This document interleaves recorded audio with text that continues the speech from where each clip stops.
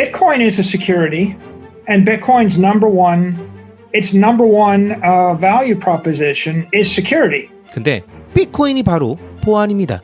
비트코인의 제1가치는 뭐다? 보안. 에너지에 대한 보안이잖아요. 에너지가 돈으로 그리고 비트코인으로 변환되어 비트코인 네트워크에 저장된다면 클라우드 내 암호화된 에너지의 벽 너머로 자신의 자산을 안전하게 보관하는 거죠. 인류 최초로 누군가의 폭력이 없이도 보장되는 사유재산권이니까 말이에요. 비트코인 비밀키를 보유하고 관리하는 데 있어서 물리력을 집행할 정부가 필요가 없잖아요. 금과 같은 무기명 자산을 보유하고 있는 것과 동일한데 물리적 실체가 아예 없는 순수 정보니까.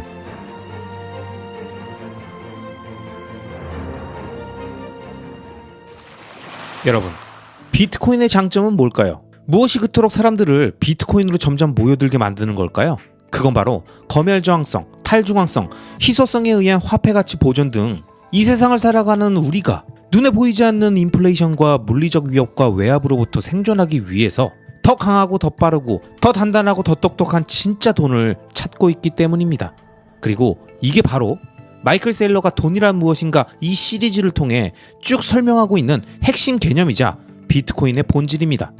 약육강식의 무자비한 자연 앞에서 불을 사용하고 물을 이용하고 원거리 공격 무기들을 개발하면서 지구의 최상위 포식자로 우뚝 선 역사나 인류 역사의 매 순간마다 그 당시 최첨단 기술을 빠르게 받아들이고 이를 적극적으로 활용한 거대 도시국가들의 발전 과정을 통해서 비트코인이 위대한 이유인 더 빠르고 더 강하고 더 단단하고 더 똑똑한 게 왜 이 세상을 바꾸고 진화시키는지를 설명하는 거죠. And now the question is, what are the empires of the future? Where do they form? 다음으로 할 질문은 넥스트 제국은 무엇인가? 어디서 형성되었는가? 이른바 강철 시대의 개막입니다. 운하를 기반으로 하는 문어발 방식의 기존 시스템은 자유항구가 등장하면서 그 자리를 넘겨주게 되었는데 실제로 컨테이너선은 거의 모든 것을 바꿔놨습니다. 해운 네트워크의 권력이 싱가포르와 홍콩, 머스크 같은 회사로 이양됐죠. 컨테이너선은 낮은 에너지와 표준화된 방식으로 물건을 옮기는 기술이라고 볼 수 있습니다. 지구상에서 가장 효율적으로 물건을 옮기는 방식이 컨테이너잖아요. 참고로 현재 소프트웨어 분야에서도 가장 파급력이 큰 기술은 쿠버네티스, 도커 등을 이용한 컨테이너형 소프트웨어입니다. 물건 전부를 몽땅 컨테이너에 넣는다는 점에서 원리는 같죠. 아무튼 그렇게 컨테이너의 형태로 배에 실리는데 항구의 선적, 하역 장치도 표준화되어 있고 열차나 트럭도 이에 맞게 표준화되어 있습니다.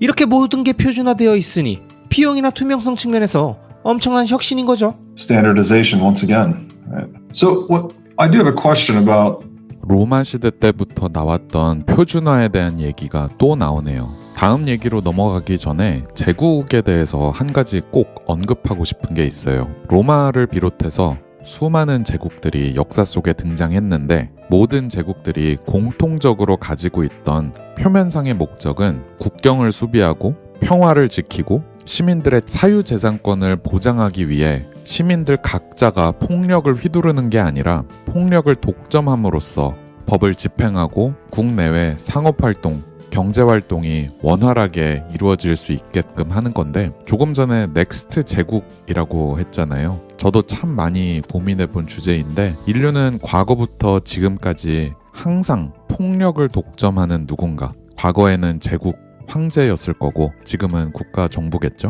이처럼 해당 관할권 내에서 보안이라는 서비스를 받으면서 자신의 사유재산권을 보장받아 온 건데 이 점에서 비트코인이 정말 흥미로운 것이죠. 왜냐하면 인류 최초로 누군가의 폭력이 없이도 보장되는 사유재산권이니까 말이에요. 비트코인 비밀키를 보유하고 관리하는 데 있어서 물리력을 집행할 정부가 필요가 없잖아요. 금과 같은 무기명 자산을 보유하고 있는 것과 동일한데 물리적 실체가 아예 없는 순수 정보니까. 이런 점을 고려해보면 미래의 제국이란 대체 어떤 모습일지 정말 궁금하단 말이죠.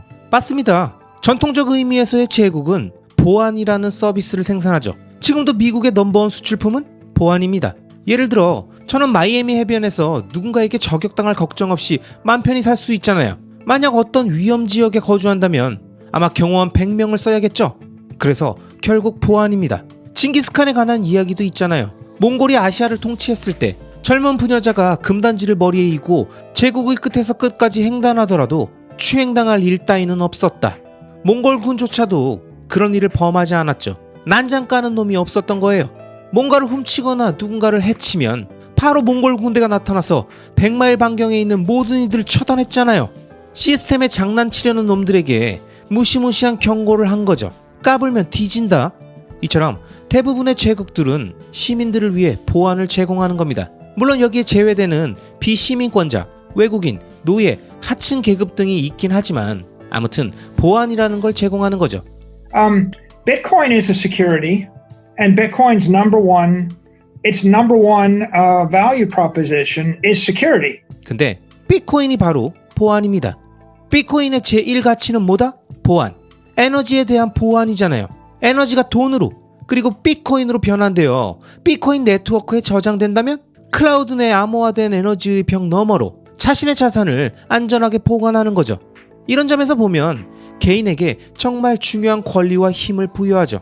물론 아직 물리적인 세계에서는 아닌 것처럼 보이긴 합니다. 우리가 대적하는 것들을 상대로 자신을 보호할 수 있는 방어막 같은 거라고 생각해봐요. 나만 가질 수 있는 보호막, 이런 게 물리세계에 있다면 사이버 공간의 비트코인과 같은 것일 텐데 나의 생명, 신변, 안전에 대해 보안을 확보할 수 있다고 해보자고요. 돈은 에너지이자 생명력이고 곧 파워잖아요. 그런 파워를 지킬 수 있다면 많은 위협으로부터 벗어날 수 있는 거니까 물리적 세계의 보안이 될 수 있는 거죠.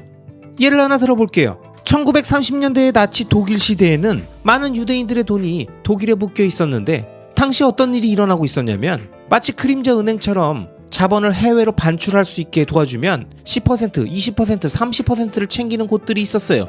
근데 나중엔 그들이 50%, 70%, 90%를 챙기게 되자 90%를 뺏기느니 그냥 독일에 남겠다는 사람들이 더 많아지게 됐죠. 이처럼 자산에 대한 실질적 파워를 갖지 못해서 스스로를 보호하지 못하면 떠나고 싶을 때 떠날 수 없으니 신변의 안전도 취약해지는 겁니다. 본인 안전을 위해 뭘 내고 싶어도 낼 게 없고 그러니까 떠날 수도 없죠. 혹은 떠나기 위한 뇌물을 낼 수도 없고요. 이런 면에서 가장 유용하고 설득력 있는 비트코인 활용 사례는 전쟁 지역을 탈출하려는 난민이 바로 그 예시입니다. 이런 상황에서는 금이나 비트코인밖에 없잖아요. 하지만 금은 총을 가진 사람들이 득실거린다는 것에 문제가 있죠. 금은 물리적으로 뺏깁니다. 반면 비트코인은 적어도 총 든 놈들한테 뇌물을 줄 수 있잖아요. 탈출의 시작점의 절반, 탈출이 끝나는 점에서 나머지 절반. 그놈들이 할 수 있는 최악의 선택은 우리를 총 쏴서 죽여버리는 겁니다. 왜냐? 죽이고 남은 아무것도 받을 게 없으니까요. 금 같은 경우엔 죽인 다음에 빼앗을 수가 있잖아요. 이처럼 폭력보다는 협상을 유도하는 점이 비트코인의 부차적인 장점이긴 하지만 어쨌든 경제적 측면의 보안성이 비트코인의 가장 중요한 점입니다. If we think about the Steel Age, 이제 강철 시대 얘기를 해보면 철도 역시 네트워크입니다. 더 빠르고 더 강하고 더 똑똑하고 더 단단하게 에너지를 전달합니다. 그리고 모든 교통 네트워크의 중심에는 경제의 넥서스가 생기죠. 따라서 항구와 마찬가지로 철도가 교차하는 곳에 위대한 도시가 만들어집니다. 철도가 만나는 중앙점에서는 지나가는 모든 열차에 세금을 부과할 수 있잖아요. 예를 들어 스페인에서 파리, 파리에서 독일로 재화가 이동할 때 프랑스가 세금을 걷는 거죠. 철도 중앙역이 넥서스인 셈입니다. 철도가 갖는 또 하나의 중요한 포인트는 병창과 군대 이동의 측면입니다. 경제와 정치를 주도하는 힘을 준 거죠. 윈스턴 처칠 얘기를 하나 해줄게요.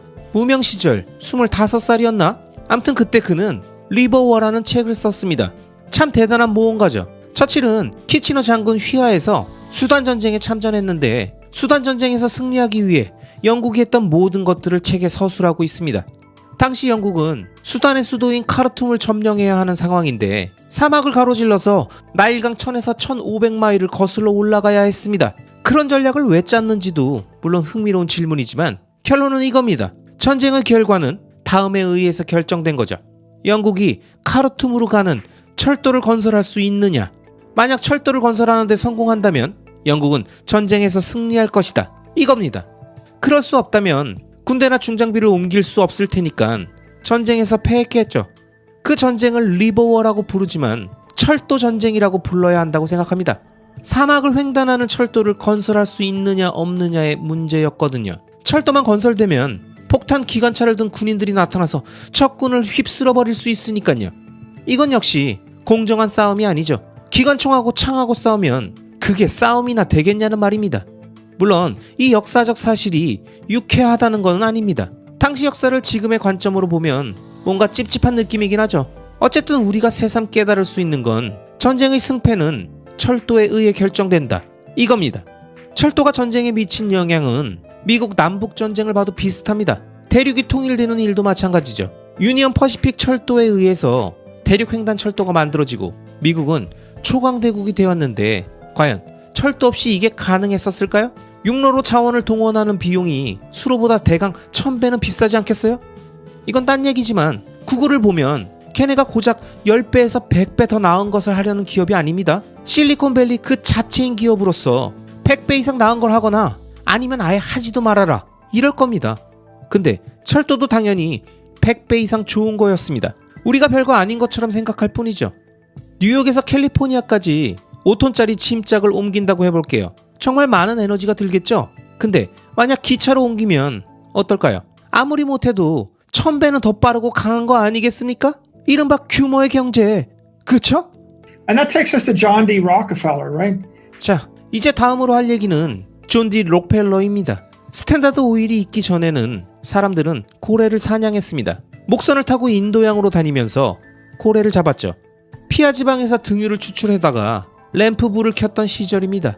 에너지를 모으는 데 있어 그닥 효율적이진 않았죠. 고래 기름 대비 석유가 1000배는 더 효율적인 에너지잖아요. 스탠다드 오일이 뭐하는 회사였는지 보면 일단은 에너지를 생산하는 기업이자 에너지를 저장하는 기업이었습니다.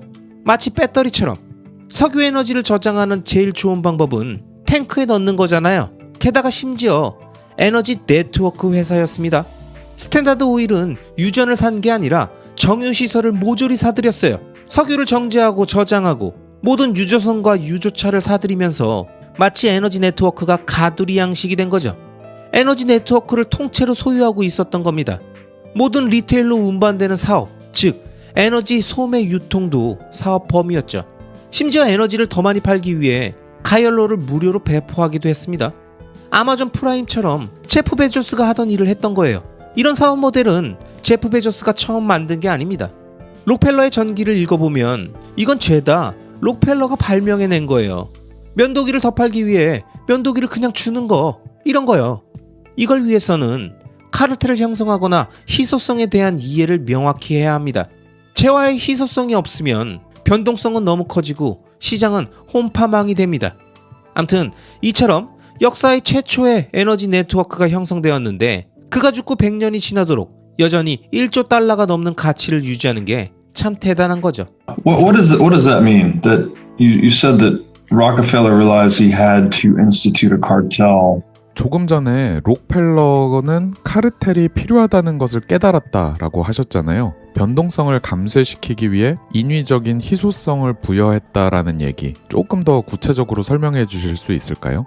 경기 호황과 불황을 생각하면 됩니다. 희소성과 관련된 건데 상품을 화폐로 사용할 때의 가장 큰 문제점은 가격이 오르면 사람들이 득달같이 달려들어서 과잉 생산을 한다는 겁니다. 한마디로 거대한 변동성을 안고 가는 매우 비효율적인 산업이 돼버리는 거죠.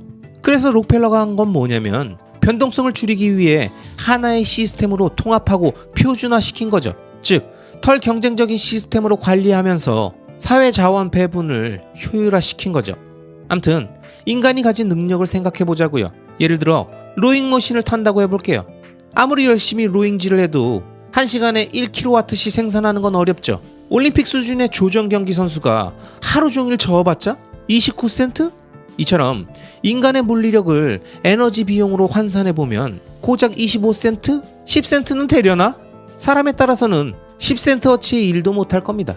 그럼에도 불구하고 인간이 이뤄낸 걸 생각해봐요. 에너지를 채널링함으로써 1000배, 10,000배 더 많은 에너지를 사용하고 있죠. 실제로 폭발적인 혁신이 일어나는 모든 산업 분야를 살펴보면 누군가가 1000배 더 많은 에너지를 채널링하는 방법을 생각해낸 것, 이것으로 귀결됩니다. 기름의 원래 용도는 등유를 통한 조명이었지만 난방에도 쓰이게 되었고 자동차라는 킬러 앱이 나오면서 정점을 찍은 거죠.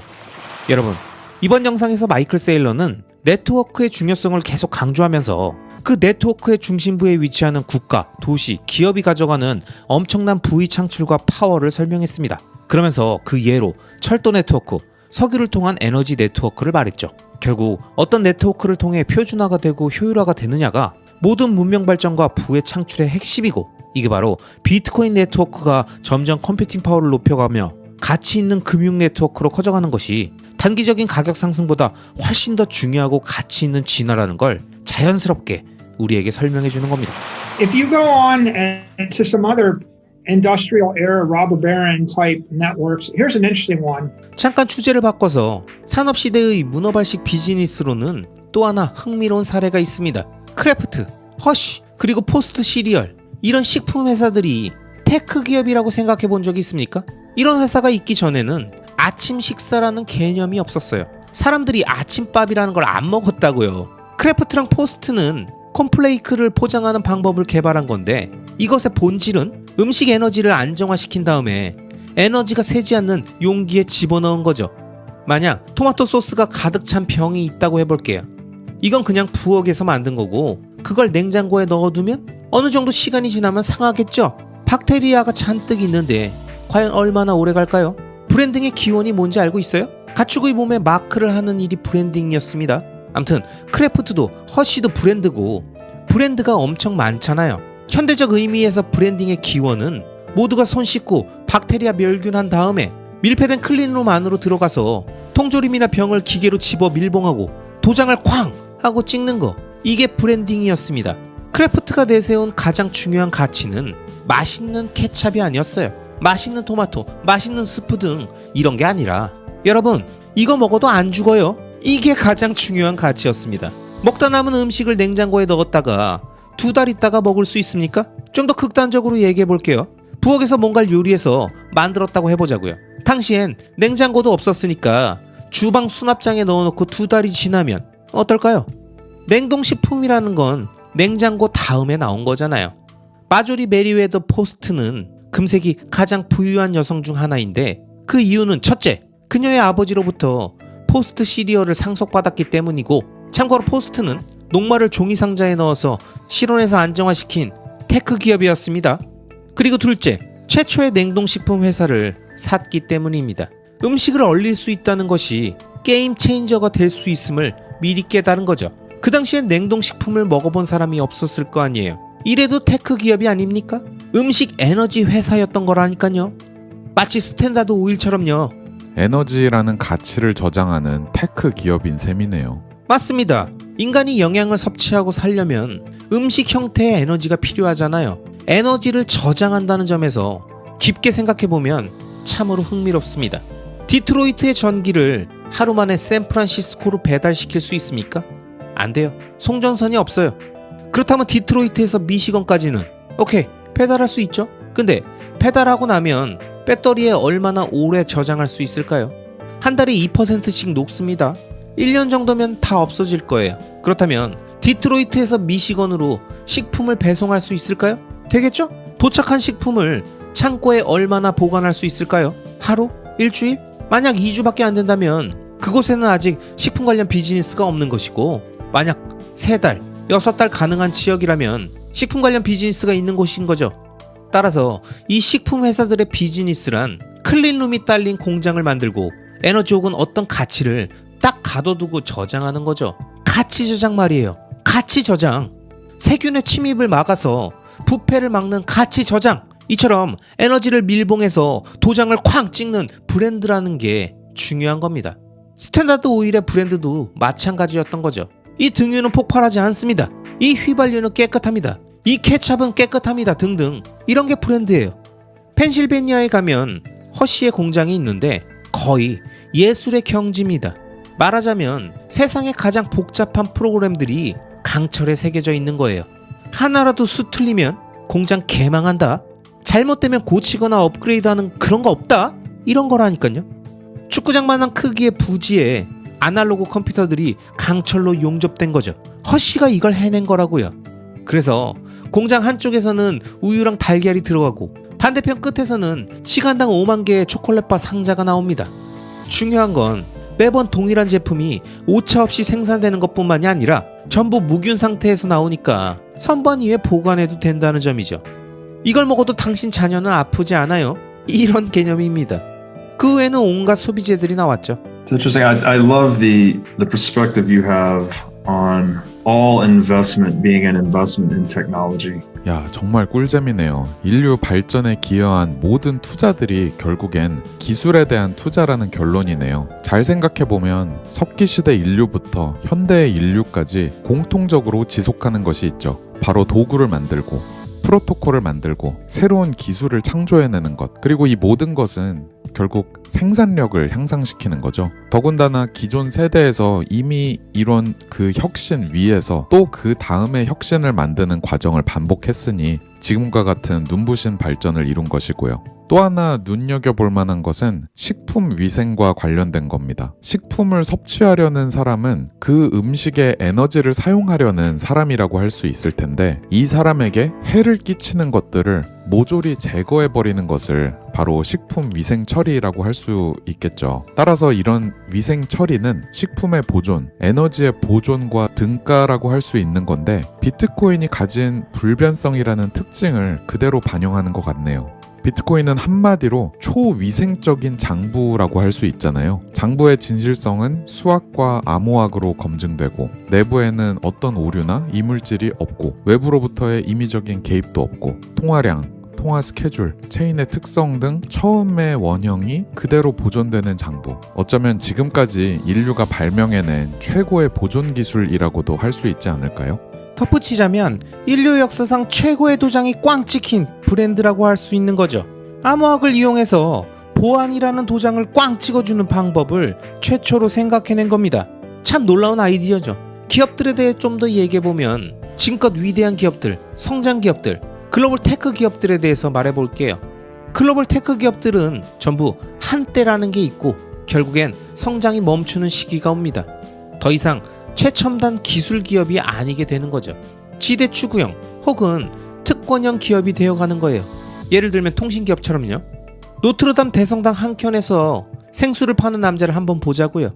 그것도 엄연한 사업이긴 하지만 어떤 정치적 힘에 좌우되는, 한마디로 골목 자릿세 같은 사업 아니겠습니까? 그 자리는 내 소유니까 물도 팔고 레모네이드도 팔고 하는 거죠. 이런 사업은 어디에나 있죠. 하지만 성장 기업은 다릅니다. 스탠다드 오일도 예전엔 성장 기업이었고, US 스틸, 보잉, IBM 성장하던 그 시기에는 모두 테크 기업이었죠. 따라서 모든 성장주는 테크 기업이라고 볼 수 있습니다. 성장 기업, 테크 기업이 아닌 그 외의 주식들을 성장주라고 부르진 않죠. 물론 성장 산업이 아닌 분야에도 성장할 수 있는 방법이 있긴 한데, 금융을 동원해서 다른 회사들을 모조리 사들이면 됩니다. 예를 들어 자금을 차입해다가 전국 모든 맥도날드를 사들이면 되잖아요. 아니면 규제기관이 주는 은행 라이센스 같은 독점 면허가 필요하죠. 물론 지금은 그렇게 하면 불법이죠. 미국 내 공항 운영은 나만 하게 해줘, 이렇게 정치의 힘을 등에 업으면 성장할 수도 있습니다. 그 외에도 마케팅을 정말 잘하면 성장할 수도 있죠. 하지만 강력한 기술적 돌파가 있는 게 아니면 글쎄 저는 잘 모르겠어요. 마케팅에 대해서는 그닥 좀, 물론 예외는 있습니다. 마케팅 혁신이 기술에서 오는 경우, 예를 들어 트위터나 유튜브 기반의 마케팅으로 유명해질 수 있다면 그건 좋은 생각인 것 같습니다. 미디어 신생 분야, 예를 들어 디지털 광고 등에서 최고의 마케터라면 어느 정도 통할 것 같아요. 그럼에도 불구하고 마케팅만으로는 기업 가치를 1조 달러로 만들 수 없을 겁니다. 달러 가치가 100분의 1 수준으로 절하된 걸 고려해보면 록펠러 재산은 당시 돈으로 300에서 400만 달러 정도였고, 제 기억으론 10억 달러 수준의 기업으로 성장시켰으니까 재산이 100에서 200배 정도 는 거죠. 지금 기준으로는 본인 자산만 2,500억 달러 정도 될 겁니다. 아무튼 당시 대중들 입장에서는 디플레이션이 일어나는 기술 영역에 쉽게 접근하기 어려웠으니까 기업들은 지금보다 상대적으로 더 강한 영향력을 갖고 있었다고 할 수 있죠. 어쨌든 모두 테크 기반 자본 집약적인 형태라고 할 수 있습니다. 이 시대를 이해함에 있어서 강철과 알루미늄이 끼친 영향은 매우 중요합니다. 강철을 기반으로 제국을 건설한 철강왕 앤드류 카네기, 알루미늄 기반으로 제국을 건설한 앤드류 멜론. 일단 강철은 토목 분야의 필수적인 요소고, 알루미늄은 항공 분야의 필수적인 요소입니다. 강철 없이는 그 어떤 현대적 도시도 없죠. 나무로 건물을 지으면 최대 2층, 벽돌 같은 석조 건물은 최대 5층, 뉴욕, 런던 같은 거대한 도시를 건설하려면 강철은 필수죠. 물론 엘리베이터도 있어야겠죠. 이게 뭐 그리 대단한 거냐 싶겠지만 엘리베이터보다는 강철이 더 어려운 발명이었을 거라고 생각합니다. 엘베는 그냥 균형추가 달려있는 도르래잖아요. 어떻게든 만들어졌을 겁니다. 반면 강철은 탄소가 함유된 철입니다. 레알 어려운 거예요. 얼마나 어려웠을까요? 철을 재련하고 원하는 모양으로 성형하는 건데 엄청 복잡하지 않았겠습니까? 시뻘건 쇳물이에요. 뭐를 넣던지 간에 용광로에 들어가면 다 녹아내립니다. 아메리칸 스틸과 같은 강철에 대한 책을 읽어보면 제철소에서 있었던 온갖 사고들이 나옵니다. 사고가 어떻게 일어나냐면 쇳물이 제철소 콘크리트 바닥에 떨어지죠. 그러면 콘크리트에 함유된 수분이 수증기로 변해요. 기화된 수증기가 계속해서 열을 흡수하고 과열되면 펑! 즉 용융된 철이 콘크리트 바닥에 떨어지면 제철소 전체가 폭탄이 되는 겁니다. 그리고 행여 터지기라도 하면 반경 100m 내 모든 사람은 사망. 이런데도 기술이 아닙니까? 요새 보면 다 자기들이 테크 기업 분야에서 일한다고 착각하는데 제가 볼 땐 당시 카네기처럼 까다롭고 위험한 기술을 다루는 사람은 없습니다. 아니면 뭐 듀퐁? 걔네들은 니트로글리세린을 취급하잖아요. 니트로글리세린을 갖고 잘못 다루면 어떻게 될까요? 크립토 갖고 좀 실수하면 돈이나 좀 잃는 거지만 니트로글리세린 갖고 실수하면 반경 1km 내의 모든 것들이 폭발합니다. 마찬가지로 알루미늄도 절대 쉬운 기술이 아닙니다. 이처럼 무척 어려운 기술들인데 레알 필수적이기도 합니다. 그냥 철하고 강철은 너무 다르거든요. 100층짜리 빌딩을 올린다고 해보면 철을 가지고 이거저거 해볼 수는 있겠지만 문제가 많습니다. 반면 강철은 토목 분야에 있어서 완벽한 물질이에요. 싸고 인장 강도도 엄청나고 표면에 도장을 하면 부식으로부터 영원히 보존됩니다. 영원히. 또한 강철선을 건조할 때도 표면에 구멍을 낸 다음에 용접 처리할 수 있거든요. 그러고 나면 원래 찍혀나온 냉열 철판보다도 그 부분이 더 강해지죠. 엄청 강합니다. 강한 재료 중에서도 강철이 정말 레전드예요. 강한 물질을 싸게 만드는 방법, 카네기는 이걸 알아낸 거고 모든 다리를 강철로 만들었습니다. 강철 없이는 다리도 없고 다리가 없이는 맨하탄도 없었겠죠. 맨하탄 다리가 폭파되면 어떻게 될까요? 모두 굶어 죽는 겁니다. 먹을 음식도 없을 거고 고층 빌딩들은 유지되지 않겠죠. 이처럼 모든 현대 토목공학은 강철에 기반을 두고 있습니다. 자, 이번엔 항공 얘기를 해볼게요. 강철로 항공기를 만들 수 있을까요? 강철로 만들어진 항공기를 본 적이 있습니까? 그런 비행기는 없죠. 이렇게나 완벽한 물질이잖아요. 싸고 강하고. 근데 왜 강철로 항공기를 만들지 않았을까요? 너무 무거워서 날 수가 없잖아요. 맞습니다. 딱 하나 문제점이 있죠. 그것만 빼면 모든 면에서 알루미늄보다 강철이 더 좋아요.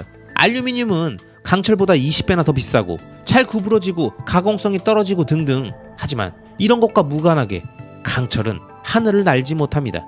철도 날지 못하죠. 나무는 날 수 있습니다. 캔버스도, 패브릭도 날 수 있죠. 하지만 우리가 원하는 건 안정된 금속이죠. 항공에 쓰일 수 있는 구조적으로 안정된 금속. 그게 바로 알루미늄입니다. 알루미늄 없이는 항공도 말짱황입니다. 열기구, 라이트 형제. 암튼 항공의 기본 요소인 알루미늄 기술을 마스터했잖아요. 알루미늄을 어떻게 가공하고 만들고 사용하는지 터득하니까 1조 달러 규모의 산업이 창출된 거죠. Raw material breakthroughs then have so many follow-on consequences, like first and second order consequences. 원자재의 혁신이 정말 많은 후속 결과들을 가져온다는 것이 참 흥미롭네요. 강철 없이는 고층 빌딩도 다리도 없으니 근대적 의미의 도시라는 것도 없었을 거고, 알루미늄 없이는 비행기라는 것도 없었을 테니 현재 전 세계 수많은 도시들이 항공 네트워크를 통해 만들어낸 엄청난 경제 규모를 짐작해보면 야, 정말이지 철강과 알루미늄은 글로벌 현대 문명의 토대네요. 이 모든 것들은 에너지가 이동하는 네트워크로 귀결됩니다. 스탠다드 오일도 철도도 모두 에너지 네트워크예요. 게다가 철도가 없었더라면 기름을 수송할 차도 없었을 거 아닙니까?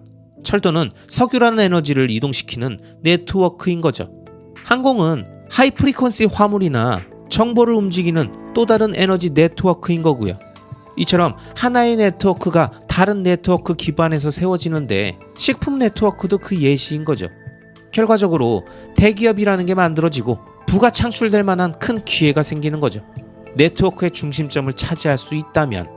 자, 다음 단계로 넘어가기 전에 강철 시대에 대해 마지막으로 짚어볼 것은 1900년도 미국의 기대 수명이 평균 50세였다는 겁니다.